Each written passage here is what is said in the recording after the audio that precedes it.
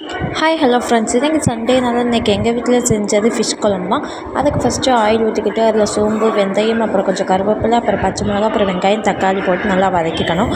வதக்கினதுக்கப்புறமே பார்த்தா நாங்கள் அதிலே கொஞ்சம் குழம்பு பொடி, மிளகாய் பொடி, மஞ்சள் பொடிலாம் சேர்த்து அதையும் நல்லா வதக்கிக்கணும். நல்லா கை விடாமல் நல்லா கிண்டிக்கிட்டு இருந்து நல்லா அந்த தக்காளிலாம் நல்லா வதங்குற வரையும் நல்லா கிண்டி விடணும்.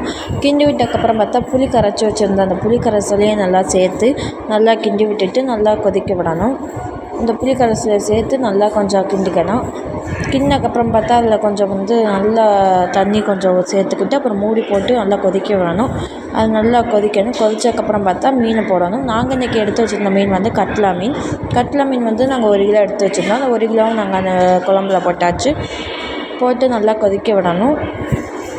இன்றைக்கி எங்கள் அத்தையோட சமையல் தான் இது. இன்றைக்கி என்னோடய மாமியார் அவங்க தான் இன்றைக்கி சமைச்சாங்க.